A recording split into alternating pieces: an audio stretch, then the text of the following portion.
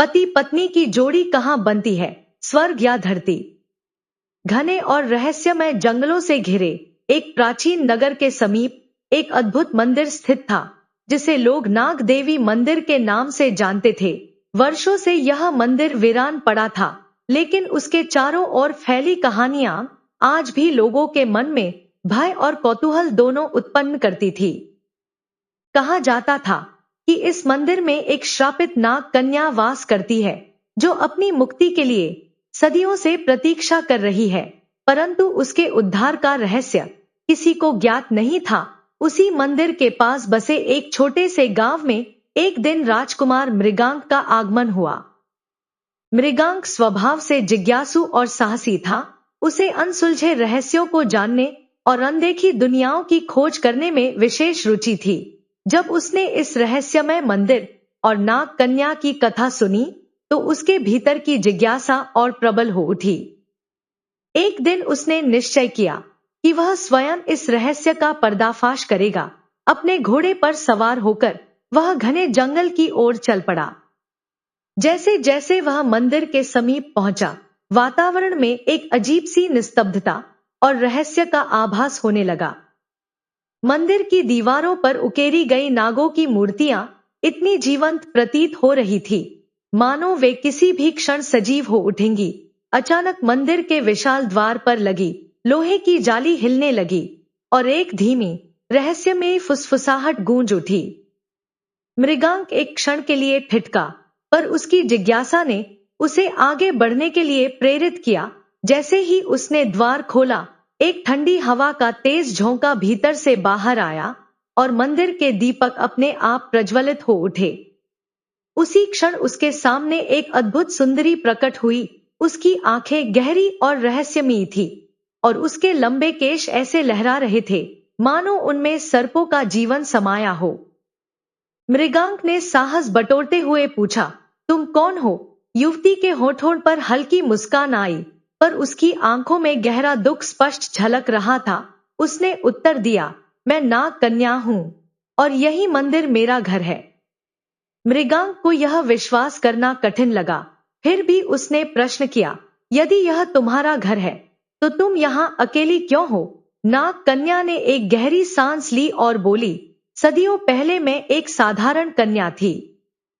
एक महायुद्ध के दौरान मुझसे ऐसी भूल हुई कि नाग देवता मुझसे क्रोधित हो उठे। उनके श्राप के कारण मैं आधी मानव और आधी नाग बनकर इस मंदिर में कैद हो गई। जब तक कोई वीर मेरी सहायता नहीं करेगा, मुझे इस बंधन से मुक्ति नहीं मिल सकती। मृगांक के भीतर साहस की लहर दौड़ गई। उसने दृढ़ स्वर में पूछा, तुम्हें मुक्त कैसे किया जा सकता है? नाग कन्या की आंखों में आशा की हल्की किरण चमकी। उसने कहा, तुम्हें 3 कठिन परीक्षाएं देनी होंगी, लेकिन ध्यान रहे, असफलता का अर्थ केवल हार नहीं बल्कि मृत्यु है। मृगांक ने बिना किसी भय के उत्तर दिया, मैं तैयार हूं। नाग कन्या ने अपनी आंखें बंद की। तभी मंदिर की दीवारें कांपने लगी और उनमें से एक विशाल काला नाग प्रकट हुआ। उसकी आंखों से अग्नि सी लाल चमक निकल रही थी। यह मेरा रक्षक है, नाग कन्या बोली। यदि तुम इसे परास्त कर सको तो पहली परीक्षा पार कर लोगे। नाग ने तीव्र फुफकार के साथ मृगांक पर आक्रमण किया।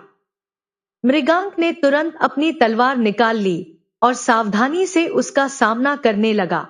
नाग की गति बिजली की तरह तेज थी और उसकी हर चाल घातक प्रतीत हो रही थी। युद्ध अत्यंत कठिन था, परंतु मृगांक ने धैर्य नहीं खोया। अचानक उसे स्मरण हुआ कि सर्प अग्नि से भयभीत होते हैं। उसने पास रखी एक जलती मशाल उठाई और नाग की ओर बढ़ाया। अग्नि की लपटें देखकर नाग एक क्षण के लिए पीछे हट गया। यही अवसर था। मृगांक ने पूरी शक्ति से अपनी तलवार चलाकर नाग पर प्रहार किया। नाग धरती पर गिर पड़ा और कुछ ही क्षणों में धूल बनकर विलीन हो गया। नाग कन्या के चेहरे पर पहली बार सच्ची मुस्कान आई। उसने कहा, तुमने पहली परीक्षा सफलतापूर्वक पार कर ली है। अब आगे की परीक्षाएं और भी कठिन होने वाली थी। उसने मंदिर के पिछले भाग की ओर संकेत किया। वहां एक भयावह दृश्य था। आग की उफनती लपटों से घिरा एक लंबा पुल जो मानो अग्नि के समुद्र के ऊपर तैर रहा हो।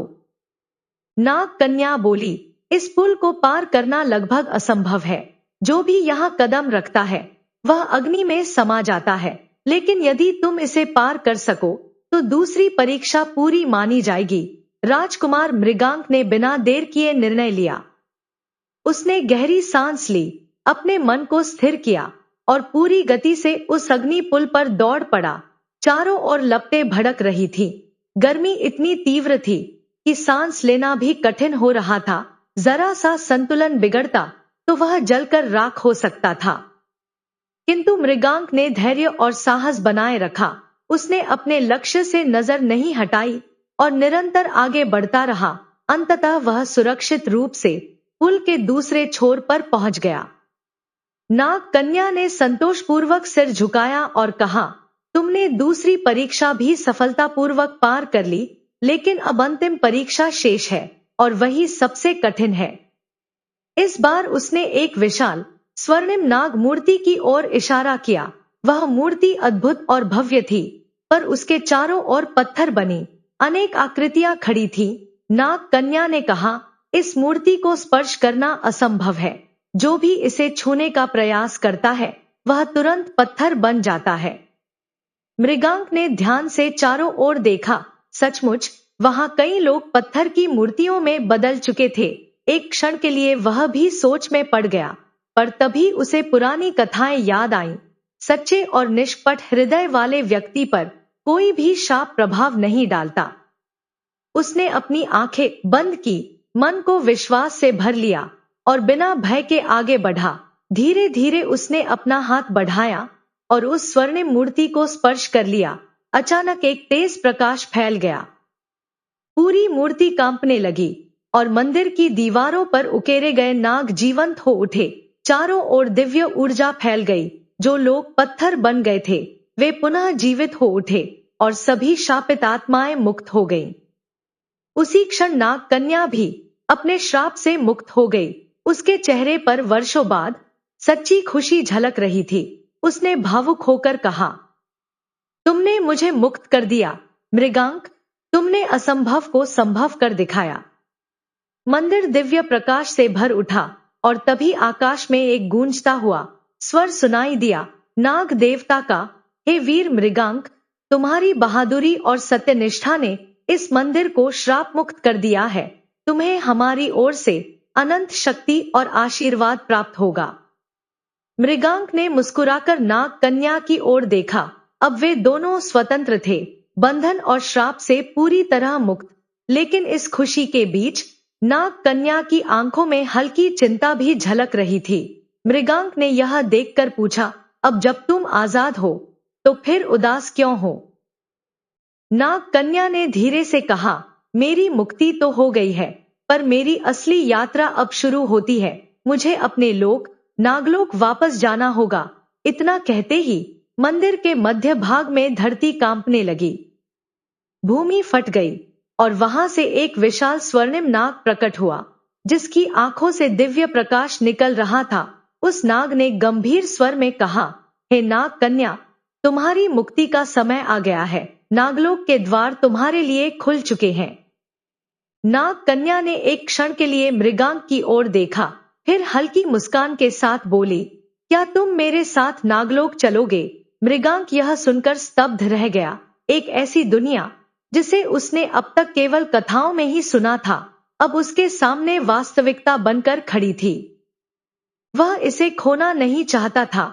बिना एक क्षण गंवाए उसने दृढ़ स्वर में कहा, हाँ, मैं तुम्हारे साथ चलूंगा। इतना सुनते ही दोनों एक सुनहरी आभा से घिर गए और पलक झपकते ही वे एक बिल्कुल अलग लोक में पहुंच गए, नागलोक। नागलोक का दृश्य अद्भुत और अलौकिक था। चारों ओर विशाल महल खड़े थे, जिनकी दीवारें चमचमाते रत्नों और नगीनों से जड़ी हुई थी। हर दिशा में नाग देवताओं के भव्य मंदिर दिखाई दे रहे थे और दूर एक ऊंचे स्थान पर नागराज का दिव्य सिंहासन जगमगा रहा था। नाग कन्या ने धीरे से कहा, यह है नागलोक, यहाँ नागों का शासन है, लेकिन अब यह स्थान एक बड़े संकट में है। मृगांक ने चिंतित होकर पूछा, कैसा संकट। नाग कन्या का स्वर गंभीर हो गया। एक शक्तिशाली असुर कालसर्प नागलोक पर अधिकार करना चाहता है। अब तक कोई उसे रोक नहीं पाया, लेकिन शायद तुम हमारी सहायता कर सकते हो। मृगांक ने बिना हिचकिचाए उत्तर दिया, यदि नागलोक संकट में है तो मैं तुम्हारे साथ खड़ा हूं। तभी नागलोक के राजा नागराज वासुकी वहां प्रकट हुए।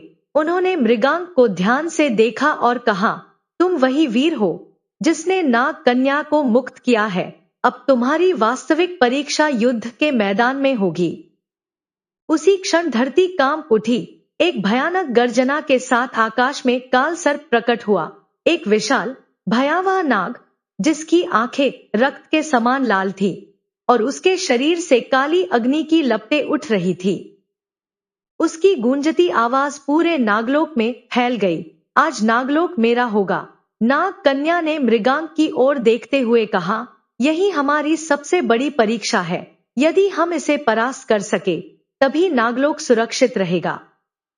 मृगांक ने अपनी तलवार निकाल ली और दृढ़ स्वर में बोला, मैं पीछे नहीं हटूंगा।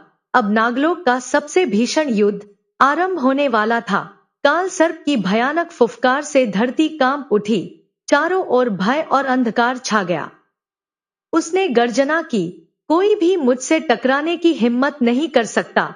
मैं इस नागलोक का नया स्वामी बनूंगा।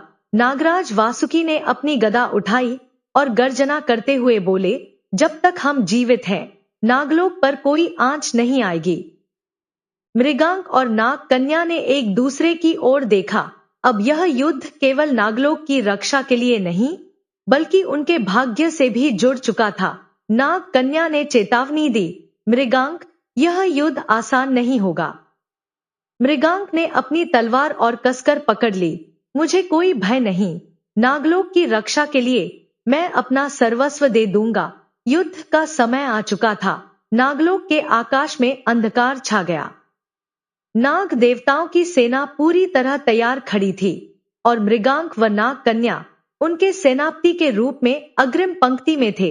अचानक एक भीषण गर्जना के साथ कालसर्प की सेना प्रकट हुई, विशाल विषैले नागों और क्रूर असुरों से भरी हुई। मृगांक ने तलवार उठाकर पुकारा, हम पीछे नहीं हटेंगे। युद्ध का बिगुल बजा और दोनों सेनाएं आपस में भिड़ गईं। मृगांक की तलवार बिजली की तरह चमक रही थी। उसने एक एक करके अनेक असुरों को परास्त कर दिया। वहीं नाग कन्या अपनी दिव्य शक्तियों से शत्रुओं को रोकने में लगी हुई थी। तभी कालसर्प स्वयं युद्ध भूमि में उतर आया। वह गगनचुंबी ऊंचाई तक उठ गया। उसकी आंखों में प्रचंड अग्नि जल रही थी। उसने भूमि पर जोरदार प्रहार किया, जिससे नागलोक की धरती दरक गई। वह गर्जना की, अब देखता हूं कौन मुझे रोक सकता है। उसने मृगांक पर भयानक आक्रमण किया। वह मृगांक किसी तरह बच तो गया, लेकिन उस प्रहार की शक्ति से दूर जा गिरा। नाग कन्या तुरंत उसके पास पहुंची और चिंतित स्वर में बोली, मृगांक, वह अत्यंत शक्तिशाली है। उसे हराने के लिए तुम्हें अपनी आध्यात्मिक शक्ति को जागृत करना होगा। मृगांक ने अपनी आंखें बंद की और मन को एकाग्र किया। उसी क्षण उसकी तलवार से तेज प्रकाश निकलने लगा और उसमें एक दिव्य चक्र प्रकट हुआ। यह नाग देवताओं का आशीर्वाद था। अब मृगांक की शक्ति कई गुना बढ़ चुकी थी। उसने उठकर कालसर्प की ओर देखा और दृढ़ स्वर में कहा, कालसर्प, तुम्हारा अंत समय आ गया है। मृगांक ने अपनी दिव्य शक्ति से चमकती तलवार उठाई और पूरी ताकत के साथ कालसर्प पर प्रहार किया, लेकिन कालसर्प ने अपनी काली शक्तियों से उस वार को रोक लिया। अब युद्ध और भी भयंकर रूप ले चुका था। अचानक अवसर पाकर कालसर्प ने नाग कन्या पर आक्रमण कर दिया। अपनी अंधकारमय शक्तियों से उसने उसे जकड़ लिया और गर्जना करते हुए बोला, जो भी मेरी राह में आएगा उसका यही हाल होगा। नाग कन्या पीड़ा से करा उठी। यह दृश्य देखकर मृगांक के भीतर क्रोध की ज्वाला भड़क उठी। उसकी आंखों में दृढ़ संकल्प चमकने लगा। वह बोला, तूने नागलोक को कष्ट दिया, मेरे साथियों को घायल किया और अब नाग कन्या पर वार कर रहा है। अब तेरा अंत निश्चित है। क्रोध और साहस से भरे मृगांक ने अपनी संपूर्ण शक्ति एकत्रित की और काल सर्प के सिर पर प्रचंड प्रहार किया। उसकी तलवार से निकली दिव्य ऊर्जा इतनी शक्तिशाली थी कि काल सर्प उस प्रकाश में जलने लगा और कुछ ही क्षणों में भस्म होकर समाप्त हो गया। जैसे ही काल सर्प का अंत हुआ, नागलोक में पुनः प्रकाश फैल गया, अंधकार मिट गया और चारों ओर शांति लौट आई। नागराज वासुकी आगे बढ़े और गर्व से बोले, मृगांक, तुमने नागलोक को विनाश से बचा लिया। अब तुम केवल एक योद्धा नहीं, बल्कि देवताओं के समकक्ष हो। किंतु इस विजय के बीच एक गहरा दुख छिपा था। नाग कन्या गंभीर रूप से घायल हो चुकी थी। वह अंतिम सांसें ले रही थी। मृगांक व्याकुल होकर उसके पास बैठ गया। उसका हाथ थामते हुए बोला, नहीं, तुम हमें छोड़कर नहीं जा सकती। नाग कन्या ने हल्की मुस्कान के साथ उसकी ओर देखा और धीमे स्वर में कहा, मैंने अपना कर्तव्य निभा दिया मृगांक, अब मुझे मुक्त होने दो। तभी नागराज वासुकी ने अपने हाथ में दिव्य नागमणि धारण की और बोले, यदि नाग कन्या चाहे तो वह पुनर्जन्म ले सकती है, लेकिन इस बार उसे मानव रूप धारण करना होगा। मृगांक ने बिना एक पल गवाए कहा, हाँ, मैं चाहता हूं कि वह फिर से जन्म ले। नागराज ने नागमणि की दिव्य शक्ति का प्रयोग किया। एक तेज प्रकाश फैला और उसी प्रकाश में नाग कन्या का पुनर्जन्म हुआ, पर अब वह एक साधारण मानव स्त्री बन चुकी थी। मृगांक ने उसे सहारा दिया और स्नेहपूर्वक कहा, अब यह कहानी केवल नागलोक की नहीं, हमारी भी है। काल सर्प के अंत के बाद नागलोक पूरी तरह सुरक्षित हो चुका था। चारों ओर शांति और संतुलन स्थापित हो गया। मृगांक ने नाग कन्या की ओर देखा और गंभीरता से कहा, अब जब तुम मानव बन चुकी हो, क्या तुम मेरे साथ पूरी जिंदगी बिताने के लिए तैयार हो? नाग कन्या की आंखों में खुशी के आंसू छलक उठे। उसने कोमल मुस्कान के साथ उत्तर दिया, मैंने अपना जीवन अब तक संघर्ष और श्राप में बिताया है, लेकिन अब जब मैं मुक्त हूं, तो अपना हर पल तुम्हारे साथ जीना चाहती हूं। नागराज वासुकी ने प्रसन्न होकर मृगांक और नाग कन्या, जो अब मानव रूप में थी, दोनों को आशीर्वाद दिया और गंभीर किंतु स्नेहपूर्ण स्वर में कहा, तुम दोनों का मिलन केवल एक विवाह नहीं, बल्कि नागलोक और पृथ्वी लोक के बीच प्रेम और विश्वास का सेतु बनेगा। उनके वचनों के साथ ही नागलोक में एक अद्भुत उत्सव की तैयारी आरंभ हो गई। यह कोई साधारण अवसर नहीं था। पहली बार एक मानव और एक पूर्व नाग कन्या का विवाह होने जा रहा था। यह एक ऐतिहासिक क्षण था, जिसे देखने के लिए समस्त नाग देवता और नागलोक के निवासी एकत्रित हुए। दिव्य दीपों और रत्नों की आभा से सजे उस पवित्र स्थान पर मृगांक ने प्रेम और सम्मान के साथ नाग कन्या का हाथ थामा। मंत्रों के मधुर उच्चारण और देवताओं के आशीर्वाद के बीच दोनों का विवाह विधिपूर्वक संपन्न हुआ। नागराज वासुकी ने उन्हें आशीर्वाद देते हुए कहा, तुम दोनों का जीवन सदैव सुख, समृद्धि और प्रेम से भरा रहे। तुम्हारा यह बंधन दोनों लोकों के बीच एक नई शुरुआत का प्रतीक बनेगा। विवाह के पश्चात मृगांक और उसकी जीवन संगिनी पृथ्वी लोक पर लौट आए। वहां उन्होंने एक सरल, शांत और सुखमय जीवन व्यतीत करना आरंभ किया। एक और वह नाग कन्या जो कभी श्राप के बंधन में बंधी थी, और दूसरी ओर वह साहसी युवक जिसने अपने धैर्य और पराक्रम से पूरे नागलोक को बचाया, अब दोनों जीवन साथी बन चुके थे। समय बीतता गया, पर उनकी कथा अमर हो गई।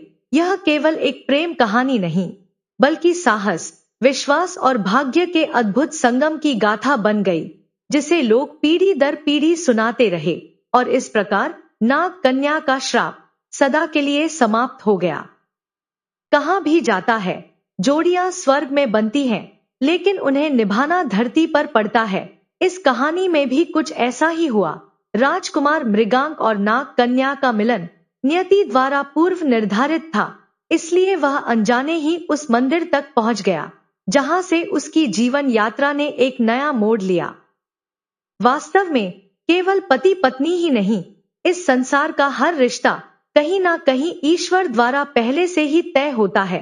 हम मनुष्य तो बस उस अदृश्य शक्ति की योजना का एक हिस्सा होते हैं। तो मित्रों, इस कहानी से हमें यही सीख मिलती है कि पति पत्नी की जोड़ी केवल स्वर्ग में नहीं बनती, बल्कि उसे सच्चे प्रेम, विश्वास और त्याग से धरती पर निभाया जाता है। मृगांक और नागकन्या का मिलन भी नियति का खेल था। शायद ऊपर वाले ने उन्हें पहले ही जोड़ दिया था, लेकिन उस रिश्ते को मजबूत बनाने का कार्य उन्होंने अपने साहस और प्रेम से पूरा किया। दोस्तों, आप क्या मानते हैं? जोड़ियां स्वर्ग में बनती हैं या धरती पर? अपनी राय हमें कमेंट में जरूर बताएं। अगर आपको यह कहानी पसंद आई हो तो वीडियो को लाइक करें, अपने दोस्तों के साथ शेयर करें और हमारे चैनल को सब्सक्राइब करें। धन्यवाद।